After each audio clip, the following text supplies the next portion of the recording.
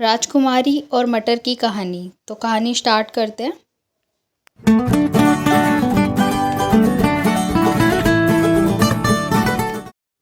एक राज्य में एक बहुत ही बलवान राजा का राज चलता था। उसकी रानी भी बहुत सुंदर और समझदार थी। राजा रानी को एक पुत्र था। दोनों ने अपने पुत्र को पालन पोषण करके उनकी शिक्षा भिक्षा में किसी भी तरह की कमी नहीं छोड़ी। राजकुमार बहुत ही सुंदर था और उसका व्यवहार बहुत ही नम्र था।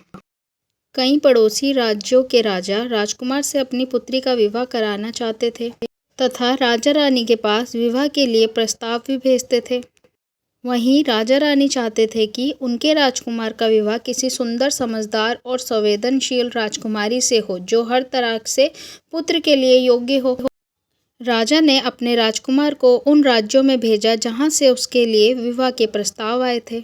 राजा चाहते थे राजकुमार खुद उन राजकुमारियों से मिले, उन्हें समझने और उनके लिए एक सहयोग पत्नी का चुनाव करे। राजकुमार ने भी अपने पिता की बात मान ली। वो कई अलग अलग राज्यों में गए, वहाँ के लोगों और राजकुमारियों से मिले, लेकिन फिर भी उन्हें तभी राजकुमारियों में कुछ नहीं मिला। कुछ ही दिनों में राजकुमार वापस अपने महल आ गया। वह उदास था, मन ही मन सोच रहा था कि शायद उसके भाग्य में पत्नी का सुख नहीं है। यह सोचकर उसने शादी से मना कर दिया। एक शाम बहुत तेज बारिश हो रही थी। तभी महल के दरवाजे पर एक लड़की आई। उसके कपड़े बारिश की वजह से भीग गए थे, उसके बाल बिखर गए थे, वह पूरी तरह अस्त व्यस्त नजर आ रही थी। उसने दरवाजे पर खड़े सैनिक को बताया कि वह एक पड़ोसी राज्य की राजकुमारी है जो कि बारिश में यहाँ पर फंस गई है। लेकिन उस लड़की की हालत देखकर उन्हें यकीन नहीं हो रहा था कि वह एक राजकुमारी है।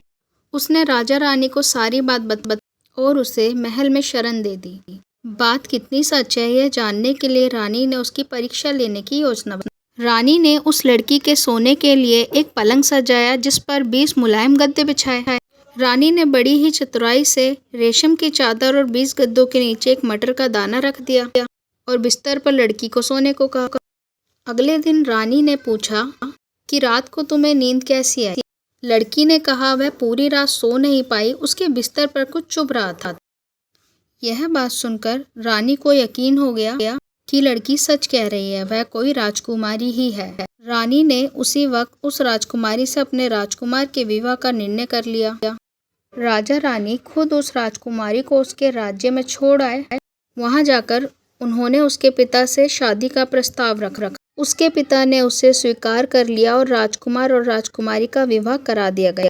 कहानी की सीख, किसी व्यक्ति को किस तरह की परवरिश मिली है इसकी झलक उसका व्यवहार साफ बताता है।